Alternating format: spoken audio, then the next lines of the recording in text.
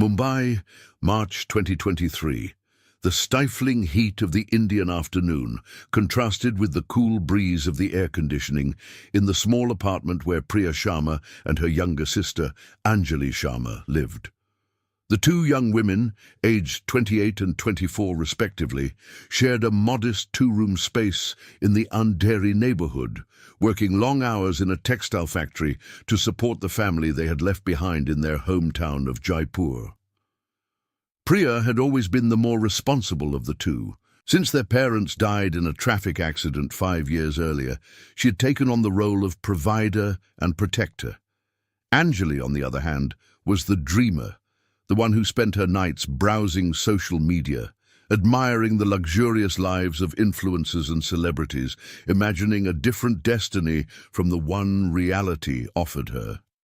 It was through Instagram that it all began. Anjali had created a profile where she posted amateur photos of her attempts at makeup and customized traditional Indian clothing. She didn't have many followers, only about 3,000, but that was about to change in a way she could never have imagined. One Monday morning, while Priya had already left for her shift at the factory, Anjali received a direct message that made her heart race. The profile was from an international modeling agency called Elite Arabian Models. The profile photo showed a luxurious office with views of gleaming skyscrapers. The message was in English, but with a few words in Hindi that showed familiarity with Indian culture. Dear Anjali, we discovered your profile and were impressed by your natural beauty and talent for photography. Our agency works with high-end clients in the Middle East, including members of royal families and billionaire businessmen. We would like to offer you a unique opportunity.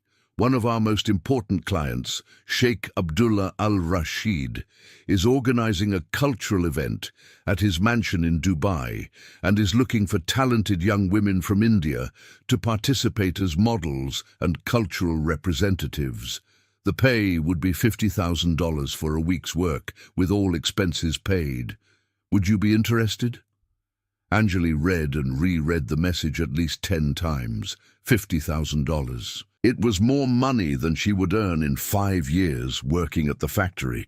It was a chance to completely change her and Priya's lives, to help her aunts and cousins who still lived in poor conditions in Jaipur, to finally fulfill the dreams she secretly held in her heart. But something bothered her. Why would they choose her, an ordinary girl with few followers? She decided not to respond immediately and waited for Priya to return from work to tell her about the proposal. When Priya came home that night, exhausted as usual, Anjali could barely contain her excitement. She showed the message to her sister, who immediately frowned suspiciously. "That sounds too good to be true, Anju," Priya said, using the affectionate nickname she had for her younger sister. $50,000 for 1 week. Don't you think that's strange?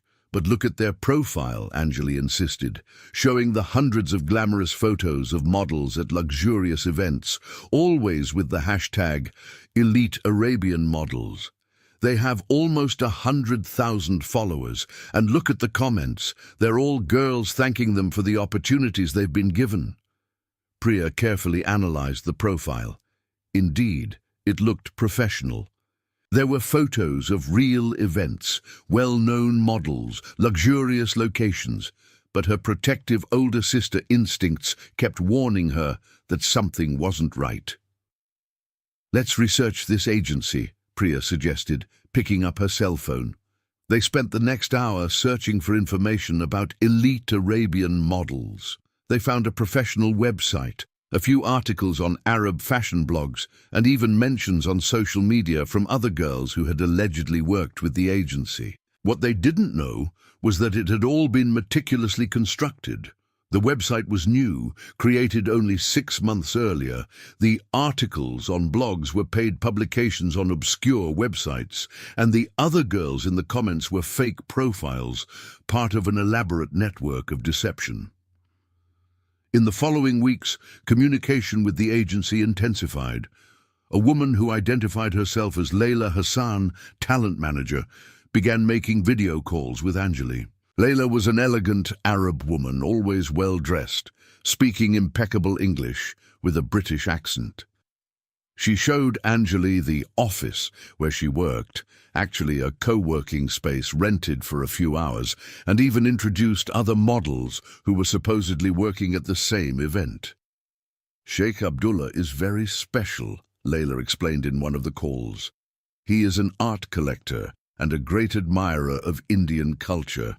This event is a celebration of cultural diversity, and he specifically wants authentic young Indian women, not westernized professional models. That's why you're perfect, Anjali. The flattery worked. Anjali began to let her guard down, and even Priya, skeptical by nature, began to consider that perhaps the opportunity was real. After all, the world was full of stories of ordinary people whose lives had been transformed by a stroke of luck, wasn't it? That's when Layla asked the crucial question. Anjali, do you have any friends or sisters who would like to participate as well? The Sheikh was so impressed with your photos that he asked if you knew any other girls with a similar profile. The payment would be the same for each of them. Anjali's eyes lit up. She looked at Priya, who was sitting next to her during the video call. $100,000 in total. It would be enough to buy a house, lift her family out of poverty, start a small business. How could they refuse? My sister, said Anjali, pulling Priya into the camera frame. She's even more beautiful than me, and very talented too. Layla smiled, a smile that didn't reach her eyes. Perfect. I'll send the contracts and plane tickets to both of you. The event is in 3 weeks. You'll love Dubai. That night, the Sharma sisters could hardly sleep. They talked late into the night about what they would do with the money, what it would be like to live for a week in a sheikh's mansion, how their lives were finally about to change. What they didn't realize was that their lives would indeed change, but in a way far different and infinitely more terrifying than any of their dreams or nightmares could have predicted. The contracts they would sign in the coming days were not modeling contracts. The plane tickets would not take them to a cultural event. And the man who called himself Sheikh Abdullah al-Rashid was not an art collector, but something far more sinister. The trap was set, and the Sharma sisters were about to walk right into it. Chhatrapati Shivaji International Airport, Mumbai. April 15th, 2023. 3 a.m. Priya and Anjali Sharma arrived 3 hours early, following the detailed instructions Layla had emailed them. Each carried only one small suitcase. Layla had explained that all the wardrobe necessary for the event would be provided by the Sheikh, including designer dresses and borrowed jewelry. Remember, girls, Layla had said on their last video call, you are representatives of Indian beauty and culture. The Sheikh expects elegance and sophistication. Don't worry about clothes. Everything will be provided when you arrive. The sisters had said an emotional goodbye to their aunts in Jaipur over the phone the night before. Priya felt a tightness in her chest when her ever-superstitious Aunt Meera said she had had a bad dream and asked them not to go. But the money had already been partially advanced. $5,000 deposited into their account as a reservation fee. And they had already paid off some of the family's debts with that money. We can't back out now, Anjali whispered to Priya when they saw the concern on each other's faces after the call. Think of all the things we'll be able to do with that money. At the departure gate, Priya noticed something strange. There were 2 other young Indian women there, both looking equally nervous and excited. One of them, a girl in her early 20s with a shy smile, made eye contact with Anjali and waved hesitantly. Are you also going to Sheikh Abdullah's event? The girl asked, approaching them. My name is Nisha Patel, and this is my cousin, Kavya. Priya felt a mixture of relief and apprehension. On the one hand, they weren't alone. There were other girls going to the same event. On the other, why hadn't Layla mentioned that there would be other Indian girls on the same flight? "The agency told us not to talk to other models before we arrived," said Kavya, a taller, more elegant girl, her voice full of suspicion. "Something about maintaining each one's exclusivity." The four chatted briefly until it was time to board. Nisha was from Kerala, worked in an electronics store, and had been contacted in a similar way through Instagram. Kavya was a college student from Bangalore who dreamed of being an actress and saw this opportunity as a gateway to the world of international entertainment. The flight to Dubai lasted approximately 3 hours. Throughout the journey, Priya was unable to relax. Something about the whole scenario bothered her deeply, but she couldn't quite put her finger on it. Perhaps it was just the nervousness of being on a plane for the first time, of going to a foreign country, of being about to enter a world completely different from her own. Anjali, on the other hand, spent her time taking selfies and already imagining the photos she would post on Instagram when she was at the Sheikh's mansion. "We're going to be famous, Didi," she said, using the Hindi term for older sister. "Imagine when our friends see where we are." When the plane landed at Dubai International Airport at 7:30 a.m., the sun was already shining brightly on the city of skyscrapers. The four young women disembarked together, following the signs toward the international arrivals area. It was at immigration that the first sign of real trouble appeared. "Purpose of your trip?" asked the immigration officer, a stern-looking middle-aged Arab man examining Priya's passport. "Modeling work," Priya replied, showing him the printed invitation Layla had sent, an apparently official document with the letterhead of Elite Arabian Models and a letter from a supposed sponsor. The officer frowned and typed something into his computer. Then he looked at Priya with an expression she couldn't quite decipher.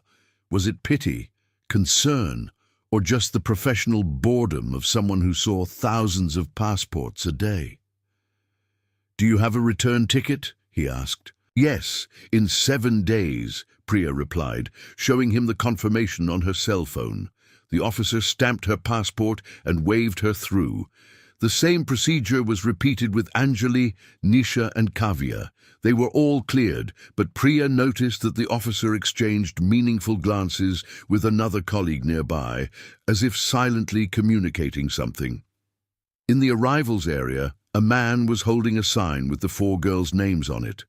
He was tall, probably of Pakistani or Afghan origin, dressed formally in an impeccable black suit. He did not smile when they approached him.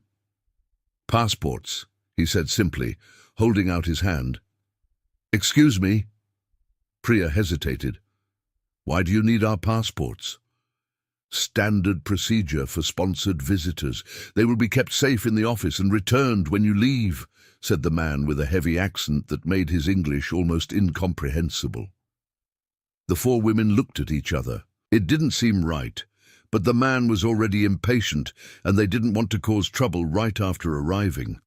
Reluctantly, they handed over their passports. The man led them to a black van with completely tinted windows. There was no vehicle identification, no modeling agency logo, nothing to indicate that this was professional transportation. The driver, another Arab-looking man, didn't say a single word. During the ride, Priya tried to pay attention to the route, but the tinted windows made it difficult to see clearly outside. She noticed that they weren't heading towards downtown Dubai, where the famous skyscrapers she had seen in photos were located. Instead, the car was heading for a more remote area, passing unfinished buildings and empty lots. "Where are we going?" asked Kavya, her voice betraying nervousness for the first time. "I thought the mansion was in Dubai Marina." "Change of plans," said the man in the black suit without turning around. "The Sheikh is at his private estate in the desert, more exclusive, more private." After almost an hour and a half of driving, the van finally stopped in front of a tall iron gate. There were security cameras everywhere, and armed guards checked something on tablets before opening the gate. The property was huge, surrounded by walls at least 4 meters high, with barbed wire on top. The mansion that appeared before them was nothing like the glamorous images Layla had shown them. It was a modern but austere building, lacking the luxurious architectural details typical of Arab palaces. It looked more like a fortress than a residence. When the van stopped in front of the main entrance, the man in black finally turned to face them. His cold gaze swept over each of the four young women as if he were evaluating merchandise. "Welcome," he said, and there was something in his tone that made Priya's blood run cold. "Sheikh Abdullah is eager to meet you." The van doors opened. There was no turning back. The four young women got out of the van under the scorching desert sun.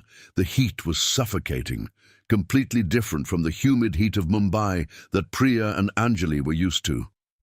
This was a dry heat that burned their throats with every breath. Two women dressed in full black abayas, showing only their eyes, appeared at the door of the mansion and gestured for the girls to follow them.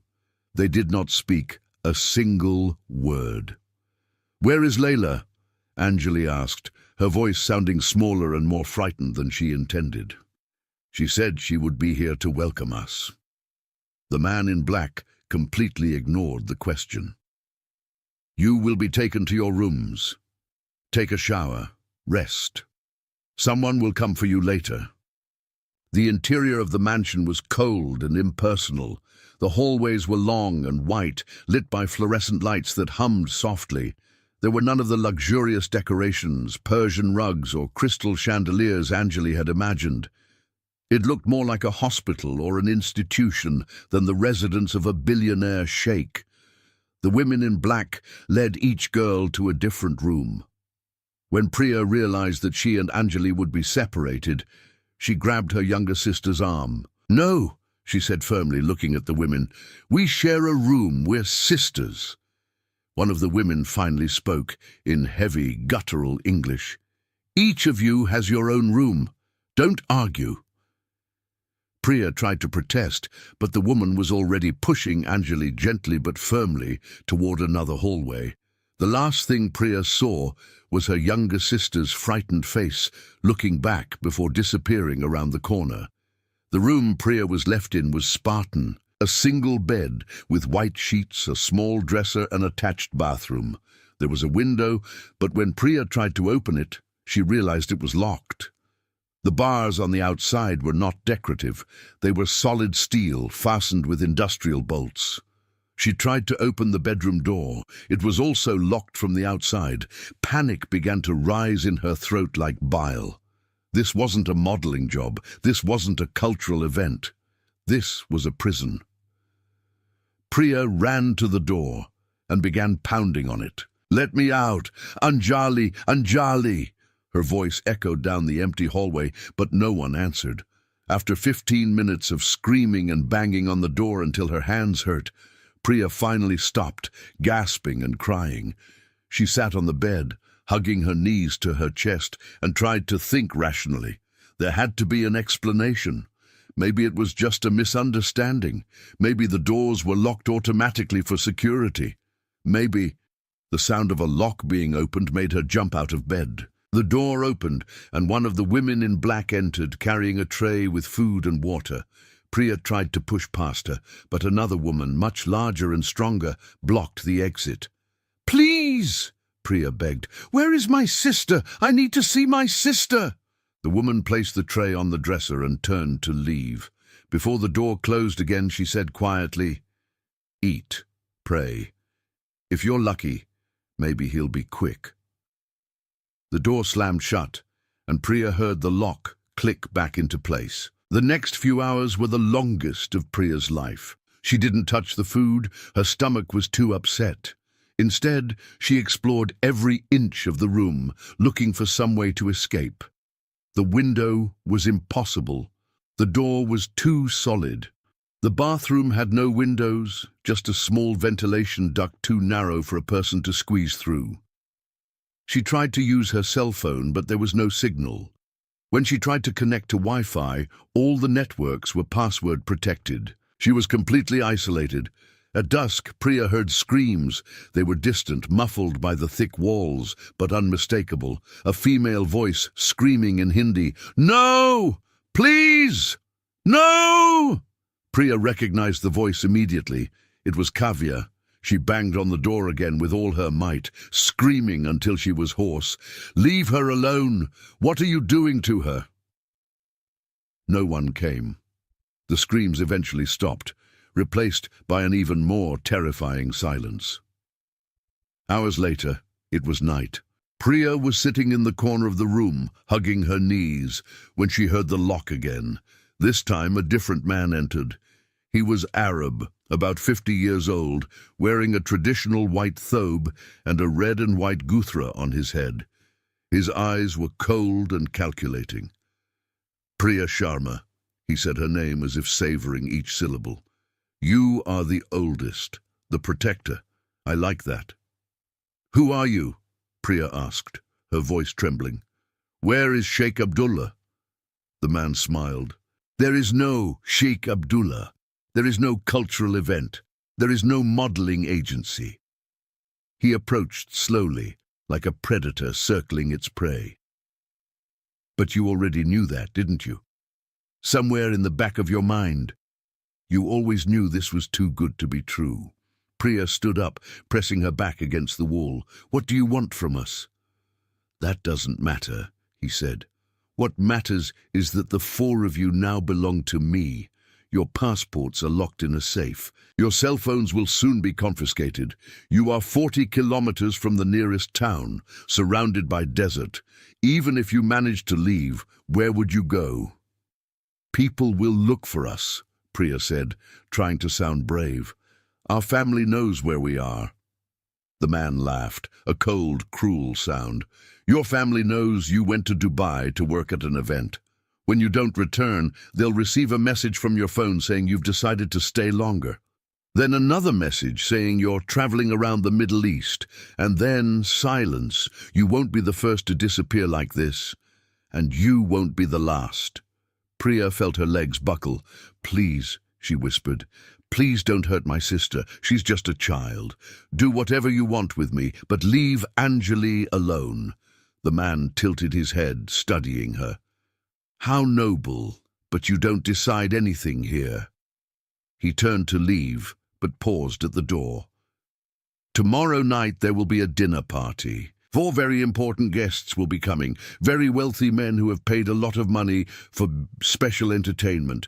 You will behave, you will smile, you will do exactly as you are told, because if you don't—" He didn't need to finish the sentence. The threat hung in the air like toxic smoke. After he left and the door locked again, Priya finally allowed the tears to fall freely. She had failed. She had failed to protect Anjali. She had failed to see the warning signs. She had failed as an older sister. But as she cried in the darkness of that prison room, something began to burn inside her. It wasn't despair. It was anger, a cold, calculated anger. They had made a mistake in underestimating her. She wasn't just a frightened victim. She was a survivor, and she would find a way to get her sister out of there, even if it was the last thing she ever did. The next morning, Priya was awakened by the sound of the door opening. 2 women entered carrying long, elegant dresses, high heels and makeup boxes. They said nothing, just placed everything on the bed and gestured for Priya to get ready. "Where is my sister?" Priya asked for the 10th time. "I need to know if she's okay." One of the women finally replied, her voice low and urgent. "Be quiet. Obey everything they tell you. It's the only way to survive." There was something in her eyes, a warning, perhaps even compassion. "I was once like you. That was 5 years ago. Do what they say, and maybe you'll live long enough to escape."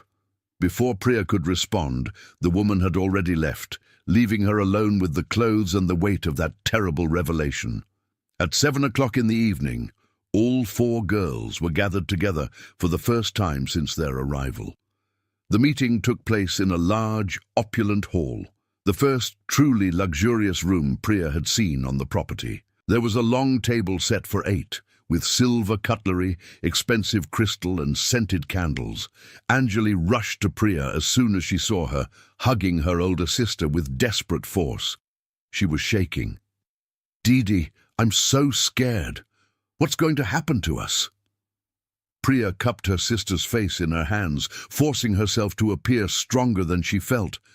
"Listen, Anju. No matter what happens tonight, you stay close to me, understand? And if I tell you to run, you run. Don't look back." Kavya stood in a corner, her eyes empty and distant.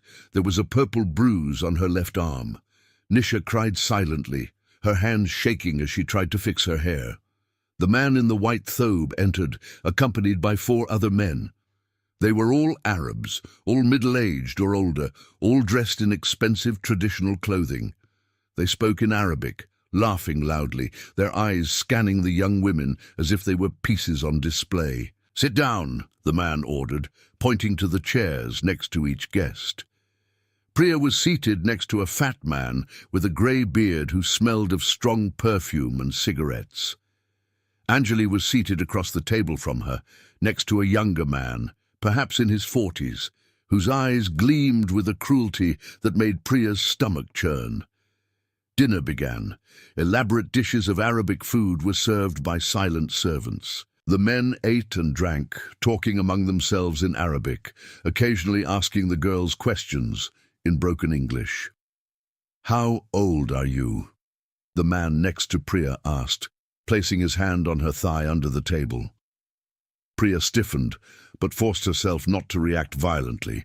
The woman in black had told her to obey. 28, she replied, her voice barely coming out. "Good age," he said, squeezing her leg. "Not too young, not too old. Have you been with a man?" Priya didn't answer. Her hands gripped her fork so tightly that her knuckles turned white. Across the table, she could see Anjali trying to discreetly move away from the man next to her, who was now running his fingers through her hair, inhaling her perfume, exaggeratedly. Anjali's eyes met Priya's, filled with silent terror. That's when Kavya stood up abruptly, knocking over her wineglass. "I can't take this anymore," she shouted in Hindi. "You can't keep us here. This is kidnapping. This is—" She didn't finish her sentence.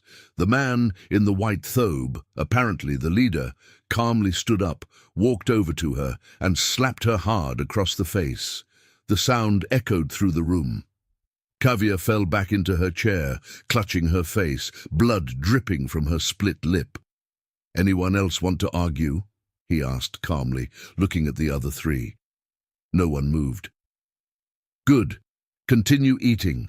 Dinner proceeded in tense silence, broken only by the men's conversations in Arabic and the sounds of cutlery against porcelain. Priya barely touched her food. Her mind raced, trying to find a way out, a plan, anything. She discreetly surveyed the room. There were 2 doors, the main one they had entered through and another smaller one at the back, probably leading to the kitchen. There were windows, but they had bars. There were servants, but they kept their eyes down, clearly trained not to interfere with anything that happened there. After dinner, the men stood up. The leader clapped his hands twice. "Now, the real entertainment of the evening."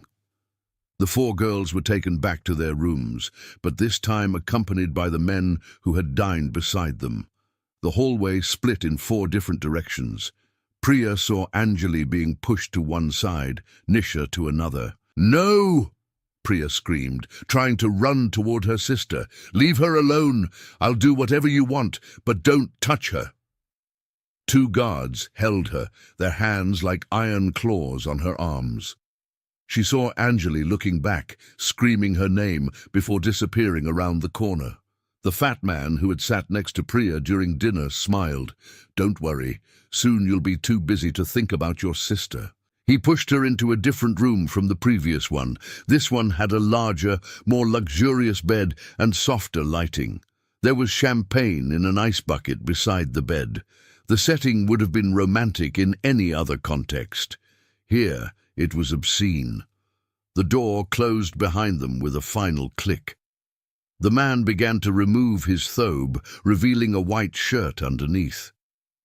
"You can do this the easy way," he said, "or the hard way. Either way, it's going to happen." Priya backed up until she was against the wall. Her eyes searched desperately for something, anything she could use as a weapon. She saw a heavy bottle of champagne, a lamp on the nightstand, a metal coat hanger in the half-open closet. "Please," she said, her voice coming out firmer than she expected. "You don't have to do this. Let me go, and I promise I won't tell anyone. Please." The man laughed. "They always say that." He took a step toward her. "But then they learn to like it. You'll see." It was at that moment that Priya made her decision. She would not be a passive victim. If she was going to die anyway, and every fiber of her being told her that they would not leave that property alive, then she would fight. She would make him regret it. She would make them all regret it. When the man was close enough, Priya grabbed the champagne bottle and smashed it against the side of his head with all the strength she could muster. The sound of shattering glass was followed by the man's cry of pain. He staggered backward, blood spurting from a deep cut on his temple. Priya didn't wait to see the result. She ran to the door, but it was locked. Of course it was. Her hands frantically searched for an internal latch, a button, anything. Behind her, the man was getting up, his face contorted with rage. "You bitch," he growled. "You'll pay for this." The door opened abruptly. One of the guards had heard the noise. Priya tried to push past him, but was thrown back into the room with brutal force. She fell to the floor, hitting her head on the edge of the bed. Her vision darkened at the edges. The last thing she heard before losing consciousness was the sound of distant screams, screams that could have been Anjali's. And then everything went black. Priya woke up to the sensation of cold water being thrown in her face. Her head throbbed with unbearable pain. When she tried to reach her forehead, she realized her wrists were tied behind her back with rough ropes that cut into her skin. She was in a basement. The smell of mold and dampness invaded her nostrils. A single lamp hanging from the ceiling swayed slightly, creating dancing shadows on the concrete walls. "You're finally awake," said a voice.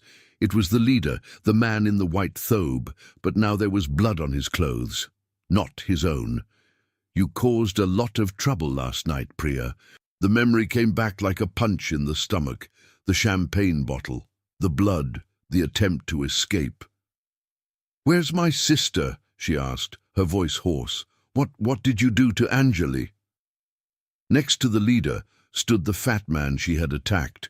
He had a thick bandage on the side of his head, and his eyes burned with hatred. "Your sister has learned to be obedient," he said with a cruel smile. "Unlike you." Priya felt tears burning her eyes, but she refused to let them fall. She wouldn't give them that satisfaction.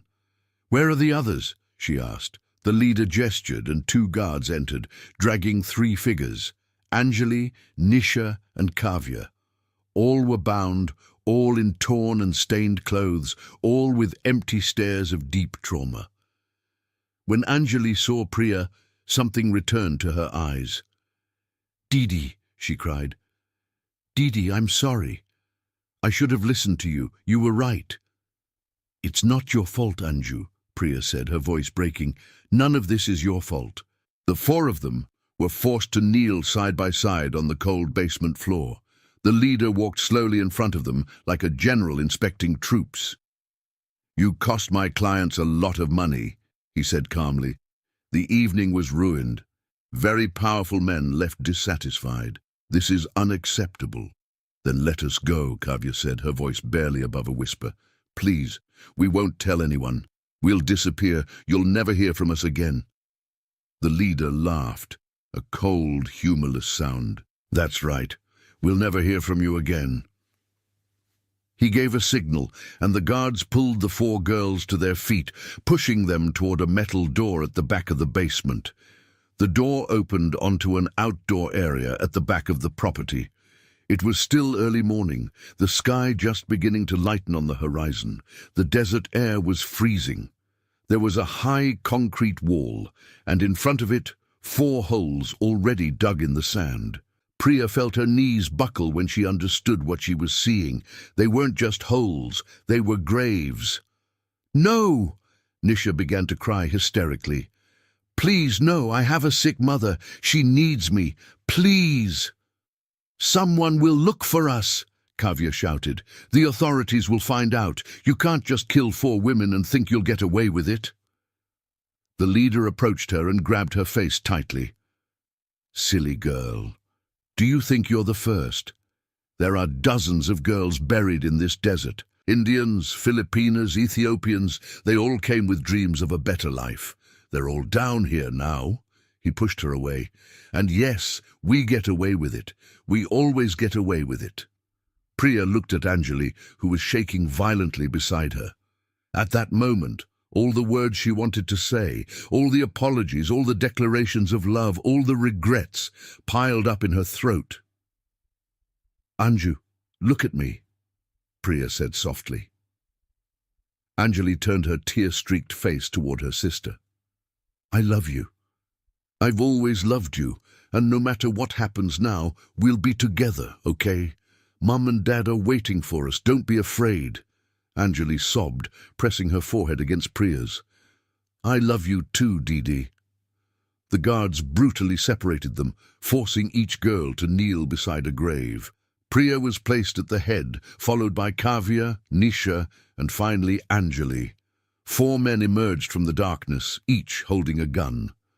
"Please," Priya begged one last time, not for herself, but for her sister. "She's only 24. Please let her live. I'll do anything." The leader didn't respond. He just nodded. The first rays of sunlight began to appear on the horizon, tinging the sky pink and gold. It would be a beautiful dawn, the last one they would ever see. Priya closed her eyes and thought of her mother. She thought of the hot afternoons in Jaipur, the smell of spices in the market, the sound of Anjali's laughter when they were children and played carefree in the backyard. She heard Nisha praying softly. She heard Kavya sobbing.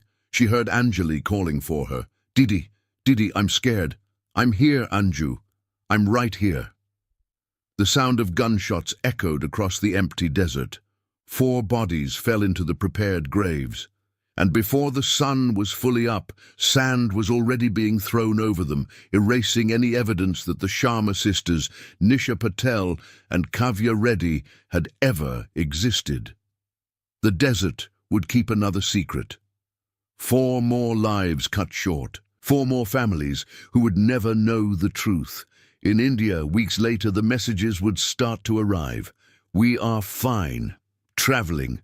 We've found new opportunities."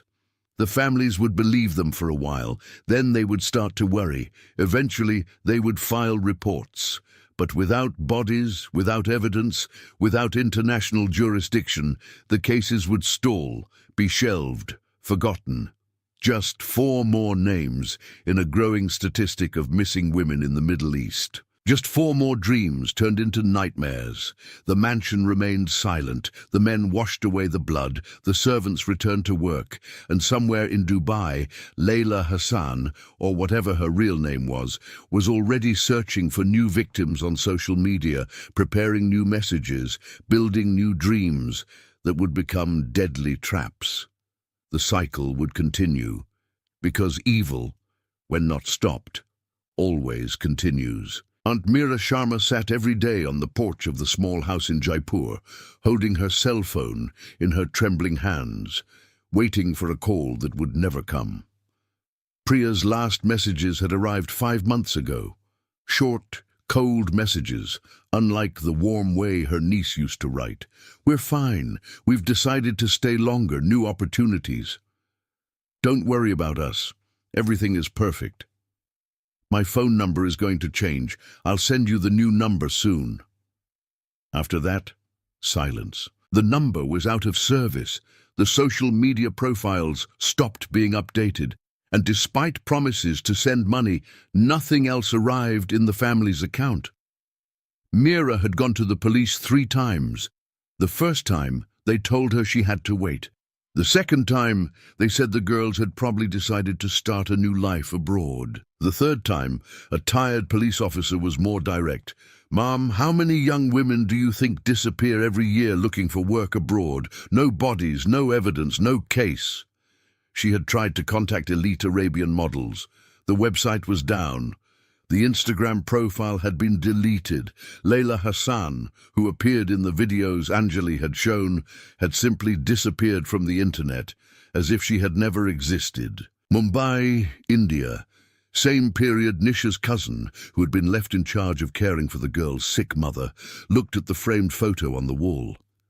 Nisha was smiling, her eyes full of hope.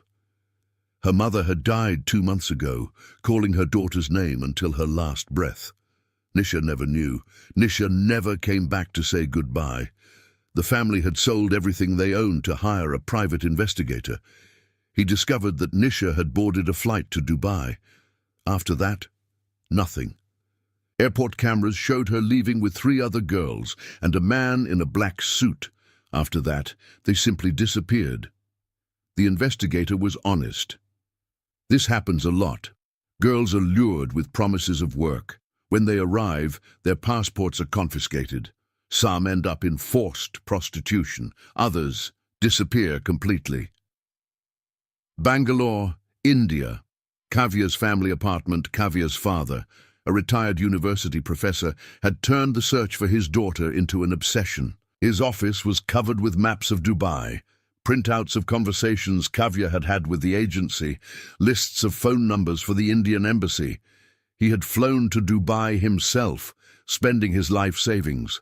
There, he faced bureaucracy, indifference, and closed doors. The Dubai police said there were no records of Kavya after she passed through immigration. She must have left the country without registering, they suggested. Maybe she went to another emirate or another country. But Kavya's father knew the truth in his heart. His daughter was not traveling. His daughter was not starting a new life. His daughter was dead. He just had no way to prove it. Mumbai NGO office, present. Rashmi Desai was a lawyer who worked for an organization that combats human trafficking. On her desk was a thick folder labeled Missing Persons Cases, Dubai Emirates, 2023-2024. Inside the folder were photos of dozens of young women: Priya and Anjali Sharma, Nisha Patel, Kavya Reddy, and so many others, all with similar stories, all contacted by modeling agencies, all promised well-paid work, all disappeared without a trace. The pattern is always the same, Rashmi explained to an investigative journalist who had finally agreed to cover the story. They use fake profiles on social media. They build credibility with professional websites and fabricated testimonials. When the girls arrive, they are isolated, their documents confiscated. And then, she didn't need to finish the sentence. The journalist, Arjun Malhotra, looked at the photos. Young faces, full of life, full of hope. "How many do you think there are?" he asked. "Just in the last 3 years? Conservatively, about 200 Indian women.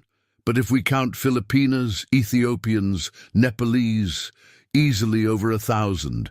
And those are just the ones that have been reported. How many families have never reported it out of shame or because they don't know how?" Arjun started writing the article that night. It would be published in a major national newspaper and cause a stir for a few days. There would be protests, outrage on social media, promises of government action. But in the end, the Sharma sisters would still be dead. Nisha and Kavya would still be missing. And somewhere in Dubai or Morocco or Tunisia, other predators would already be setting new traps for new victims. Dubai.